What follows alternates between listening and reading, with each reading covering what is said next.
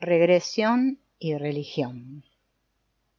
En la regresión se manifiesta claramente otro motivo fundamental, que asimismo está sumido en las sombras y que el cuerpo vive en representación del yo completo.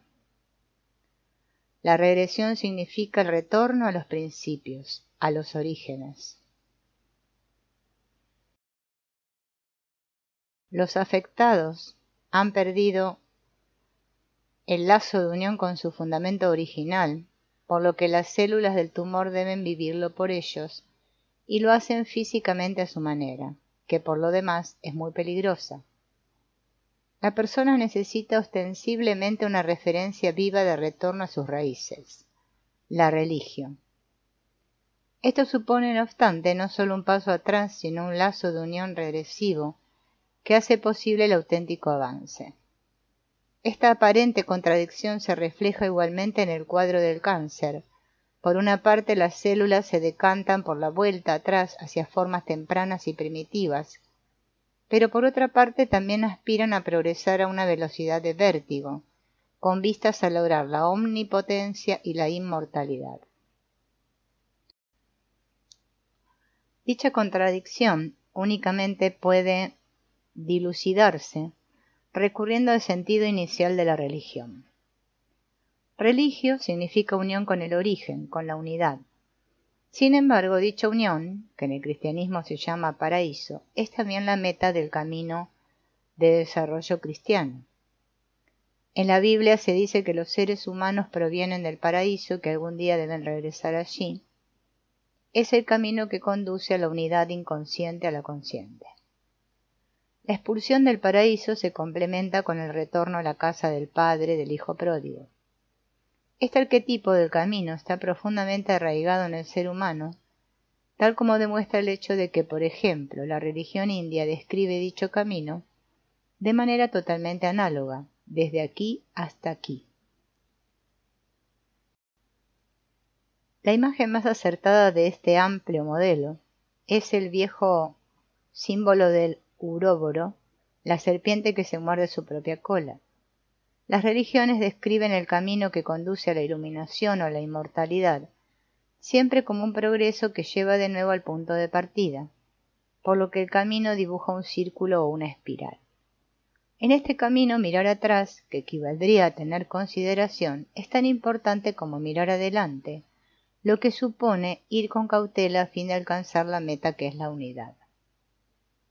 En los pacientes afectados de cáncer, el recuerdo del origen, que se traduce en la frase ¿de dónde vengo?, así como la previsión que entraña la pregunta ¿a dónde voy?, se borra del consciente para sumirse en las sombras y encontrar una expresión física. Una consideración y una cautela exageradas, limitadas al restringido marco de la vecindad más concreta y el futuro, demuestran que los afectados ya solo son capaces de entender las palabras en su significado más directo. Los afectados de cáncer muestran tanta consideración por otras personas, por su moral y sus normas de vida, y se encaran al mañana, a todo lo nuevo y lo lejano con tanta cautela, que no queda espacio para las grandes preguntas acerca del pasado y del futuro. El proceso del cáncer, con su regresión, a su ausencia de base, y su avance incurable, es un espejo de la situación, tan terrible como fiel. El retorno consciente al inicio, con sus posibilidades ilimitadas y la búsqueda de valores inmortales, son caminos completamente válidos. Por el contrario, su destierro al inconsciente conduce a la enfermedad como camino, que no obstante, después de todo, es un camino que no por ser terrible deja de ser fructífero. Es algo así como el último empujón para el despertar de las propias necesidades. Esto coincide con la experiencia terapéutica de que los pacientes de cáncer suelen ser no religiosos en un sentido profundo. En el caso de que el perfil personal de algunos de ellos parezca indicar lo contrario, de modo que destaque la religiosidad y la aceptación del destino, suele tratarse de una convicción de tipo eclesial que apenas tiene nada en común con la religión. son personas que administran y reglamentan su vida según los mandatos de la Iglesia. El hecho de aferrarse a dictados religiosos es, por así decirlo, el contrario de religión, y deja el corazón frío y vacío. Lo que visto desde fuera parece una intensa vida religiosa, en el interior puede ser una vida vacía. La ausencia de vida en el centro de una intensa actividad exterior está perfectamente representada a nivel físico por gran cantidad de tumores con sus necrosis centrales, zonas muertas. Análogamente, la aceptación del destino, descrita por muchos sociólogos de la medicina, no debe confundirse con la actitud religiosa sintetizada en la exclamación «que se haga tu voluntad». Por lo general se trata de resignación ante un destino no aceptado, pero que se considera todopoderoso. En realidad, la aparente aceptación no está basada en la confianza en Dios, sino todo lo contrario, en la desesperación y la impotencia. En lugar de entregarse a la vida y a las posibilidades que ofrece, los potenciales pacientes de cáncer, por la consideración y la cautela corta de miras que despliegan, están más bien entregados a un miedo existencial muy sólido. Las historias sobre enfermos de cáncer que fueron víctimas de esta traidora enfermedad cuando se encontraban en la flor de la vida y en el punto álgido de su carrera, parecen contradecir diametralmente lo anterior. Si se echa un vistazo a las historias personales que se esconden detrás de este tipo de frases hechas, es evidente que reflejan una asombrosa falta de visión de los temas en sombras. Un examen más detenido revela que el resultado, la enfermedad, no se produjo de manera tan repentina y sin dar señales de alarma. Justamente la ausencia de cualquier reacción o síntomas físicos es un indicio de normopatía. Un análisis más minucioso descubre que la supuesta responsabilidad de estas personas no significa nada más que cumplían sus obligaciones sin rechistar, aunque en realidad responsabilidad significa capacidad para dar respuesta a las necesidades vitales. Justamente los potenciales pacientes de cáncer carecen de esta capacidad, puesto que no delimitan sus obligaciones y no saben decir que no, terminan cargando con muchas obligaciones. Por otra parte, las asumen con gusto, puesto que esto da un sentido a su existencia, al menos exteriormente, a falta de un sentido interior. Los éxitos conseguidos y el trabajo realizado son las máscaras perfectas, tras las que se esconden sentimientos de falta de sentido y depresiones. La psiquiatría denomina depresiones larvadas a aquellas depresiones que se ocultan tras síntomas físicos. En los procesos cancerosos no es extraño que detrás de un éxito de cara al exterior se esconda una depresión de este tipo, y la larva goza de tan alta consideración social que a nadie se le ocurre pensar en un cuadro patológico. En muchos aspectos, la típica personalidad cancerosa se considera como ejemplar. Son buenas personas, no agresivas, sosegadas y pacientes, parecen muy equilibradas y simpáticas, precisamente por su falta de egoísmo, desinteresadas, serviciales, puntuales y ordenadas. Es decir, son prácticamente individuos ideales de nuestra sociedad, por lo que no nos debe extrañar su íntima conexión con este cuadro patológico. A pesar de la parálisis interior, o justamente debido a ella, el éxito social se aparta del ámbito de los típicos ideales de subordinación, aunque encaja perfectamente en el ideal del hombre moderno. Asimismo, al cáncer no se le puede negar un éxito aplastante en el plano más evidente. Ninguna otra enfermedad es capaz de someter tan rápidamente al organismo. Ninguna otra es tan tenaz y resistente frente a las medidas de defensa y de terapia. No es de extrañar que sintamos tal pavor frente al cáncer, ya que ningún otro cuadro patológico nos muestra con claridad tan meridiana nuestra propia imagen en un espejo. El cáncer representa el cambio repentino de los encomiables ideales de subordinación al polo opuesto, el principio de egoísmo total. Como es de esperar, la caricatura física de dichos ideales no agrada a nadie. Sin embargo, cuando este destino se torna en caricatura, no es porque sea un destino equivocado, sino al contrario, porque es justamente el adecuado, solo que exagerado.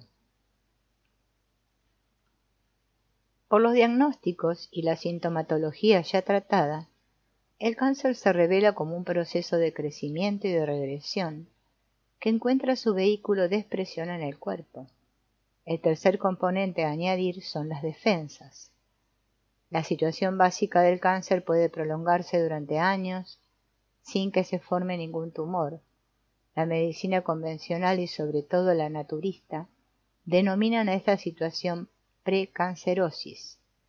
Aunque tanto las condiciones psíquicas expuestas como las condiciones físicas se den desde hace tiempo, estas últimas en forma del correspondiente cancerinógeno y estado de excitación, puede que el cáncer no se manifieste hasta que se producen ciertos estímulos desencadenantes. Hasta entonces, el sistema inmunológico lo mantiene prisionero y bajo control, y no puede formar un tumor primario hasta que las defensas del organismo se colapsan. Algunos pacientes sienten dicho colapso del sistema inmunológico y en retrospectiva lo definen como un periodo de especial tensión y ansiedad. La estrecha relación existente entre el cáncer y el sistema defensivo queda patente asimismo en el hecho de que el cáncer utiliza el sistema defensivo, que en realidad debería combatirlo para extenderse. El cáncer es atacado por los linfocitos procedentes de los ganglios linfáticos y se sirve de las vías linfáticas para ir avanzando. Los ganglios linfáticos son frecuentemente afectados por el cáncer. La ocupación de los cuarteles de las Fuerzas Armadas del cuerpo y la incursión en sus vías de transporte demuestra la intrepidez del cáncer y que está dispuesto a poner a toda carne en el asador en la confrontación. Asimismo, queda patente la impotencia del sistema defensivo, que tiene las manos atadas.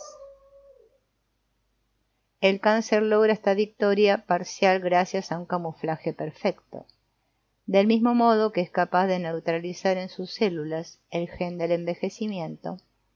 Es capaz de poner fuerza de combate al sistema que permite reconocer exteriormente las células. Camufladas de este modo, las células cancerosas pueden desplazarse libremente por el centro de defensa enemigo sin ser reconocidas y con total impunidad. Si fuese posible desenmascarar inmunológicamente a las células cancerosas, sería posible combatirlas y este es precisamente el objetivo que persigue la terapia biológica que aplica la medicina convencional. La pregunta de por qué las defensas del organismo fracasan en el plano profundo, lo que conduce a una situación humillante, tiene una respuesta general no restringida únicamente al proceso canceroso. Un simple resfriado muestra este fenómeno. Cuando estamos hasta las narices, en sentido figurado, y nos cerramos espiritualmente, el cuerpo toma el relevo y se abre a los correspondientes antígenos, mientras que la nariz en concreto se cierra. Para expresarlo en términos médicos, una debilidad defensiva hace que el individuo se encuentre en una situación propicia a enfermar. Siempre que el plano consciente se cierra ante determinados temas que le estorban, el plano físico debe compensarlo abriéndose a los correspondientes antígenos. Por lo tanto, el sistema inmunológico se debilita cuando se exceden las defensas en el plano consciente. Por su naturaleza, el ser humano goza de excelentes defensas en ambos planos. Por supuesto, es importante proteger las fronteras del cuerpo con la ayuda de un sistema inmunológico vital frente a un mundo exterior lleno de peligros. Asimismo, necesitamos una cierta defensa espiritual si no queremos vernos abrumados por impresiones demasiado intensas y caer en la psicosis. El objetivo es lograr el punto medio entre estar totalmente abiertos y estar totalmente cerrados, en ambos planos. Si nos excedemos en una u otra dirección en uno de los planos, descompensamos el otro plano. Así, quien en el plano consciente es demasiado cerrado, es decir, evita cualquier conflicto, desplaza la abertura hacia la sombra, la cual aparece en el cuerpo en forma de debilidad ante los antígenos. El estado ideal se caracteriza por mostrarse abierto en el plano espiritual, con los pies firmemente anclados en la tierra. Podemos permitir la entrada a cualquier cosa sin tener por ello que temer por nuestra salud mental. Esto es posible siempre y cuando dispongamos de unas defensas potencialmente fuertes, que en realidad casi nunca utilizamos. Si en alguna ocasión son necesarias, el individuo puede fiarse de su eficacia, aunque justamente porque tiene el poder de decir no y defender su espacio vital, no es frecuente que ocurra. A nivel físico disponemos asimismo de defensas que gracias a su excelente estado de entrenamiento son capaces de superar cualquier reto en forma de antígenos. Precisamente porque dicho sistema de defensa no elude la lucha, sino que debe enfrentarse continuamente a innumerables retos. Siempre está dispuesto para el combate y tiene gran confianza en el triunfo. Su superioridad es especialmente grande cuando no se produce un desequilibrio en el plano espiritual que lo debilite. Las personas que permiten agresiones en el plano consciente y saben cómo defenderse en ese plano, no tienen por qué desplazar el conflicto al plano físico. No obstante, este ideal no es el que prima en un mundo que paga el precio de su cultura y civilización, mostrando una declarada animosidad contra los conflictos, una excesiva actitud cerrada en el consciente y en consecuencia una abertura demasiado grande del cuerpo. Cuando no se sabe decir no para evitar conflictos, la incapacidad para delimitar las propias obligaciones se hace nuevamente patente en el plano físico. Las experiencias que vivimos día a día confirman este principio. Una persona que se enfrenta a la vida sin miedos cuenta con una defensa física sana, por lo que es menos probable que coja infecciones. Por el contrario, una persona estrecha de miras y encerrada en sí misma dispone de una situación defensiva deficiente, por lo que cogerá microbios mucho más fácilmente y desarrollará más resfriados. Y a la inversa, una persona entusiasta que se entrega en el cuerpo y alma a un tema, es casi imposible que se resfríe en esta situación de abertura. Todos hemos experimentado alguna vez que un fulminante constipado se queda en nada después de ver entusiasmados una interesante película. No es hasta que termina, cuando nos acordamos de que estábamos constipados, que volvemos a estar hasta las narices. Otro proceso paralelo al cáncer, aunque no posee una carga emocional tan grande, puesto que queda muy atrás en la historia, es el colonialismo. Desde el punto de vista de cada imperio, el establecimiento de colonias fuera del propio país fue una estrategia cancerosa. El objetivo era ampliar el área de influencia a ser posible a todo el mundo, sin detenerse ante violaciones de fronteras por la fuerza o brutales ataques contra culturas menos agresivas, que por lo general aún estaban intactas.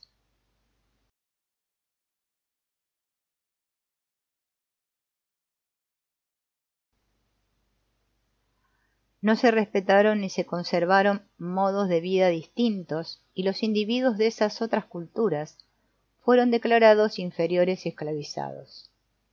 Cada uno de los imperios estaba tan convencido de la legitimidad de sus pretensiones de grandeza, que querían hacer por todo el mundo pequeñas réplicas de Inglaterra, España, Portugal, Francia o Alemania. Lo único que podía poner freno a tal expansión era el crecimiento similar al cáncer de los demás imperios. Al igual que su correspondencia anatómica, las naciones coloniales solían sufrir problemas de abastecimiento, ya que el interés se centraba en la expansión y no tanto en crear la infraestructura necesaria. Al igual que en los tumores, en la actualidad los últimos vestigios del Imperio portugués, por ejemplo, siguen presentando una patente falta de infraestructuras. En este crecimiento indiferenciado se destruyeron muchas cosas, tanto en las colonias, la metástasis, como en la nación madre de tantas hijas denaturalizadas. Al final, de diminutos tumores madre, como Portugal o Inglaterra, dependían enormes imperios que seguían creciendo y que consumían sus fuerzas. Muy especialmente Inglaterra, cuyas colonias, Estados Unidos, Canadá, Australia, Rodesia o Sudáfrica, se emanciparon de la metrópoli, mostraba una gran semejanza con el cuadro del cáncer. La historia de la época colonial demuestra que lo que realmente importaba a los tumores nacionales era su expansión y aumentar su poder imperial, y no tanto el comercio o el intercambio. Comparables a hidrocéfalos, las endigosadas administraciones coloniales explotaban a países empobrecidos, a los que habían despojado de sus estructuras propias, esclavizando asimismo a sus primitivos habitantes. Aunque, en realidad, su carácter no llegaba al grado de primitivismo de los colonialistas. Las células cancerosas con sus grandes núcleos se imponen a su entorno, mostrando un primitivismo muy similar. El modelo del cáncer concuerda con el de nuestro mundo, no solo grandes rasgos, sino que coinciden hasta el más mínimo detalle. El crecimiento de las grandes ciudades modernas brinda una imagen muy demostrativa de las ansias expansionistas comparables al cáncer. En las fotografías tomadas por satélite se ve cómo van devorando el paisaje de manera imparable. Al igual que los tumores cancerosos crecen expulsando e infiltrándose, al tiempo que envían por delante a ciudades satélites, zonas industriales y fabriles, así como otras actividades metastásicas a modo de mensajeros. La Tierra en su conjunto puede compararse a un organismo afectado por el cáncer. En efecto, nuestro planeta está siendo destruido paulatinamente, como si sufriera esta misma enfermedad. Se explota despiadadamente y se le priva de su fuerza de resistencia. A la hora de valorar si aún se encuentra en el estadio de la lucha defensiva o si ya ha alcanzado un estado caquético, los expertos en ecología biológica y teológica no consiguen ponerse de acuerdo. Se denomina caquexia al estado del cuerpo cuando se resigna ante la fuerza vital juvenil del cáncer, se rinde a que su vitalidad sea totalmente consumida, y en su aceptación muestra una actitud abierta ante el paso al otro mundo. Puesto que nuestro planeta Tierra intenta una y otra vez regenerarse y se pone con todas sus fuerzas, a los seres humanos que en ella proliferan aún tiene esperanza. Pero no únicamente nuestra manera de pensar respecto a la Tierra nos parecemos a una célula cancerosa, sino que cometemos el mismo error inexcusable, es decir, no tenemos en cuenta las consecuencias de nuestro comportamiento. La muerte del organismo supone inevitablemente la muerte de todas las células que lo componen, incluyendo las células cancerosas. Los inicios de la empresa son muy prometedores para la célula cancerosa. Se independiza de su entorno y se aproxima a los ideales de autarquía, omnipotencia y ubicuidad. Del mismo modo que los organismos unicelulares dependen únicamente de ellos mismos para realizar todas las funciones necesarias. La célula cancerosa que vive dentro de una aglomeración de células se convierte así en un luchador en solitario e independiente. Sacrifica sus capacidades altamente especializadas por una potencial inmortalidad que también posee el organismo unicelular. Mientras dispongan de alimento, tanto el organismo unicelular como la célula cancerosa permanecen con vida. Por el contrario, todas las demás células organizadas en aglomeraciones celulares normales tienen una esperanza de vida natural dictada por su patrimonio genético. Las células cancerosas echan por tierra tales limitaciones y no muestran ninguna tendencia al envejecimiento, tal como ha quedado demostrado en un macabro experimento.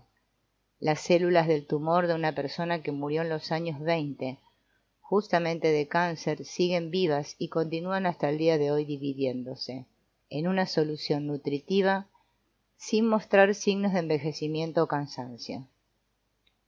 El hecho de que normalmente las células cancerosas dejen de existir poco después de la muerte de su anfitrión es debido a que ya no disponen ni de alimento ni de energía. Mientras que los organismos unicelulares son realmente independientes e inmortales en su mundo acuático, caracterizado por la abundancia, las células cancerosas no tienen en cuenta que únicamente son inmortales potencialmente y que nunca pueden ser realmente independientes. Al igual que los seres humanos que poblamos la Tierra, siempre son dependientes del cuerpo en el que habitan. El hecho de que la Tierra ya haya alcanzado la fase de manifestación de la enfermedad ilustra claramente la caricatura de nuestros ideales a través del cáncer. Aún es más terrible constatar que nosotros somos el cáncer de la Tierra. El crecimiento de nuestra economía es tan aberrante como el del cáncer. Pese a que los índices de crecimiento son enormes, la empresa no tiene ninguna meta que pueda alcanzarse. El objetivo del progreso es más progreso, por lo tanto es un objetivo que debe realizarse en un futuro y que está fuera de nuestro alcance. Asimismo, el cáncer tiene un objetivo irrealizable, que se encuentra en su sombra y que supone la destrucción del organismo.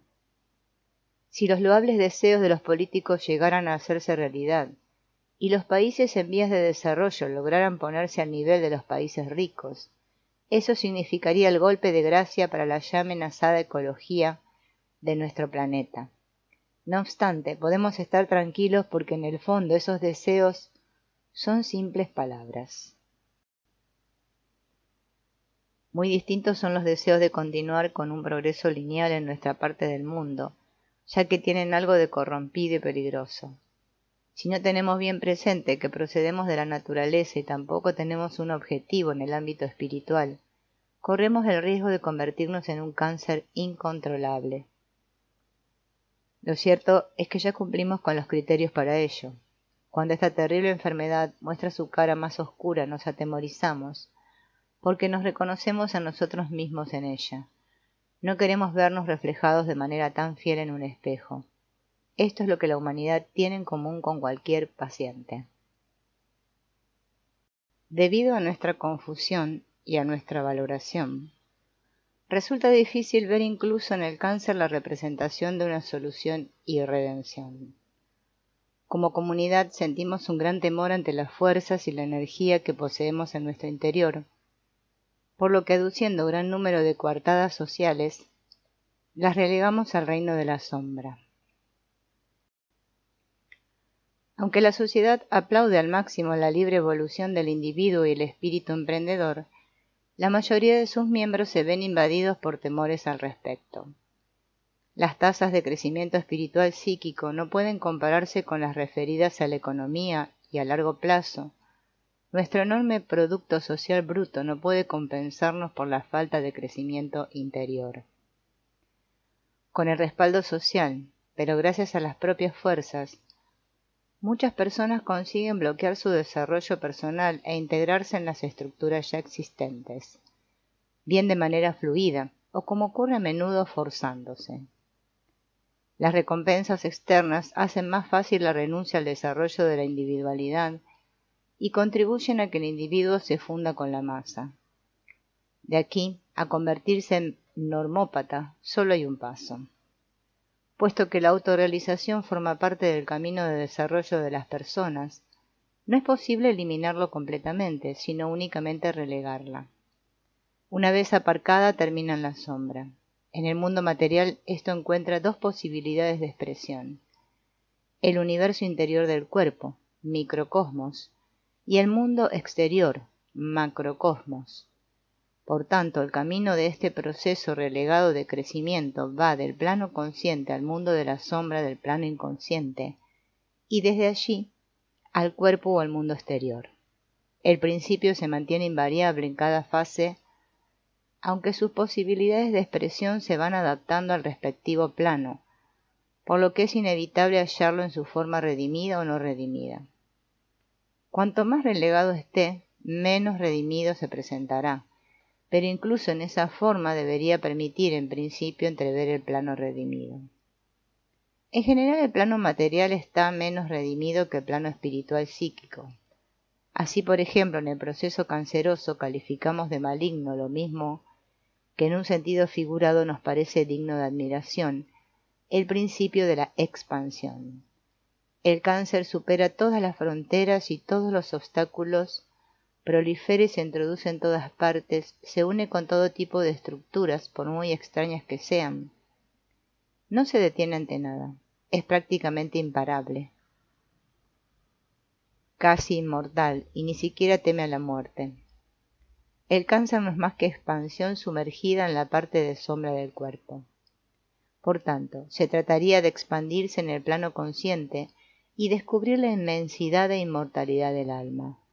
No debe asombrarnos el hecho de que a través del más pernicioso de todos los cuadros patológicos asome el principio supremo, ya que la sombra más oscura es la que arroja siempre la luz más intensa. Con la autorrealización, en el cáncer se sume en sombra la que es la meta final de todo desarrollo, el yo. Aunque la meta final sigue siendo el punto medio, al principio del camino es necesario abandonarlo para ir a los extremos. Cuando Cristo dice, sed calientes o frío, pero nunca tibios, se está refiriendo a una etapa del camino. Cuando el punto medio es un indolente compromiso, es preciso alejarse de él, y esta es la principal verdad que deben aprender los pacientes de cáncer. En este sentido, la plácida medida intermedia en la que el normópata se ha acomodado no es un lugar definitivo. En lugar de la armonía del punto medio reina una armonía aparente. Las perniciosas fuerzas del ego no se manifiestan, aunque en realidad perviven en la sombra con mayor intensidad si cabe. El normópata nunca herirá a nadie con un no tajante y egoísta, pero tampoco hará feliz a nadie con un sí incondicional. Se excusa continuamente por estar vivo, pero no consigue librarse de la culpa original, el alejamiento de la unidad. Para él la apariencia es más importante que el ser.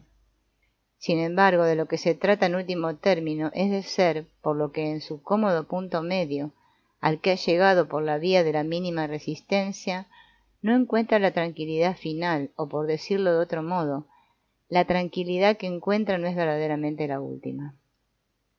Lo que debe hacer ante todo es ponerse en movimiento, crecer, transformarse y desarrollarse.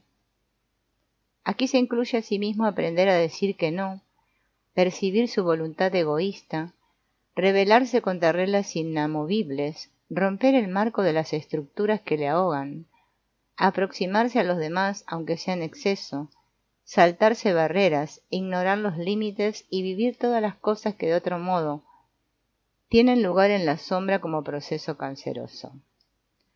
En lugar de mutaciones a nivel de la célula podrían producirse modificaciones en el plano espiritual, psíquico o social, en lugar de ir degenerando de su clase. Podría romper las tensas cuerdas que lo sujetan. Se trata de conocer el propio ego, incluso y especialmente cuando es un tipo un poco raro que no se hará merecedor de muchas alabanzas en el entorno. En vez de degenerar, se trata de encontrar la manera de ser, en definitiva, la propia naturaleza. Y en lugar de apartarse voluntariamente, hay que ser autónomo y asumir la propia responsabilidad. El radiólogo norteamericano Carl Simonton propugna una terapia que defiende esta dirección de un modo muy físico. Su eficaz método consiste en que sus pacientes de cáncer realicen varias veces al día meditaciones dirigidas en las que combaten con toda su agresividad el cáncer a nivel celular. Con imágenes interiores y representaciones de sus fantasías dan respaldo a su sistema inmunológico en la lucha por la existencia que está librando, viviendo así la agresividad que llevan reprimiendo durante años. El consejo de luchar contra el cáncer con todas las fuerzas parece contradecirse con el principio homeopático, pero solo es una impresión inicial, tratándose de una enfermedad tan agresiva. Responder a ella con agresividad es justamente un método homeopático. Aunque esta primera etapa del despertar a las propias necesidades es de gran importancia y es irreemplazable, el camino en realidad va mucho más allá. La frase cristiana, sed fríos o calientes, es irrenunciable. Pero la evolución sigue y así se llega a si alguien te golpea en la mejilla izquierda, ofrécele también la derecha. Estas dos frases contrarias han sido fuente de mucha confusión, porque se refieren a dos etapas distintas del camino. Llegados a este punto, resulta arriesgado seguir escribiendo, porque justamente los pacientes que aún deben trabajar intensamente en la etapa consistente en imponer de manera agresiva el propio yo, muestran tendencia a huir rápidamente a planos superiores.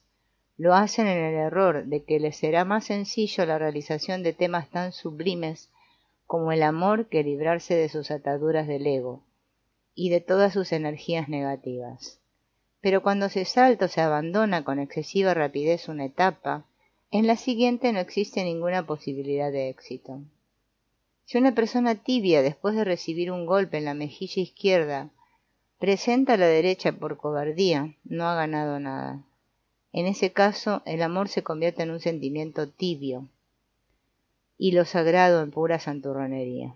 Un paciente de cáncer no puede permitirse cometer tales errores. Pese al peligro de las malas interpretaciones, es necesario fijarse una meta por lejana que ésta sea. No obstante, las siguientes etapas y tareas presuponen el haber superado las precedentes, ya que de otro modo se convierten en un boomerang, tal como ha demostrado la experiencia con el capítulo dedicado al cáncer en el libro La enfermedad como camino. Por trascendental que pueda ser el desarrollo de las fuerzas del ego en el camino, esto no puede ser la meta final. El proceso canceroso indica por dónde sigue el camino y cuál es su meta. En lugar del crecimiento físico, se trata del crecimiento espiritual psíquico. Durante aproximadamente 20 años el individuo crece físicamente, después de lo cual debe seguir creciendo en el plano espiritual psíquico, si no el crecimiento se sumerge en la sombra. Dicho crecimiento puede producirse durante mucho tiempo en el mundo exterior y después utilizar, por ejemplo, también las posibilidades correspondientes a una economía en expansión. No obstante, más pronto o más tarde debe aspirarse a la autorrealización en un sentido supremo. Para ello es condición indispensable estudiar con sinceridad la propia situación hasta llegar a la conclusión de que nada ocurre de manera casual, sino que todo tiene su razón de ser, incluso el cáncer. Esto se hace partiendo de esta base, que en ocasiones empieza a hacerse evidente por la gran desesperación que provoca el diagnóstico. Por duro que pueda parecer, es esencial si se quiere seguir avanzando. Un médico que oculte a su paciente el diagnóstico y le mienta, por su propio bien, puede parecer muy humano, pero por otra parte está bloqueando todas las posibilidades de desarrollo que aún le quedan al paciente. Dentro de las posibilidades para liberar al cuerpo de cometidos que en realidad corresponden al alma, se incluye la amplia gama de imágenes que el cáncer impone al organismo. Saltarse todas las fronteras o pasar de la raya, crecimiento vital o agresión salvaje. Se trata de cambiar la posición de la tibieza por los altos y los bajos de la propia vida. Es preciso proporcionar conscientemente espacio vital a toda la creatividad desenfrenada que se expresa en el proceso canceroso, tanto en el plano físico como en el espiritual psíquico. Se producirán mutaciones y éstas exigen valor. Mientras que la evolución biológica fue avanzando por medio de mutaciones físicas, la evolución individual debe encauzarse a través de modificaciones espirituales psíquicas. Los pacientes deben imitar a las células cancerosas y hacer algo con su propia vida. Y debe ser algo exclusivo, tal como ponen de manifiesto las aspiraciones autárquicas del cáncer. Hay que vivir uno mismo la fertilidad de las células cancerosas. Pero, por encima de todo, es preciso retroceder hasta las propias raíces. Para ello quizás sea realmente necesario abandonar la función altamente especializada que se ha tomado en la sociedad, la empresa o la familia, y volver a ser de nuevo una persona con necesidades caprichosas e ideas alocadas.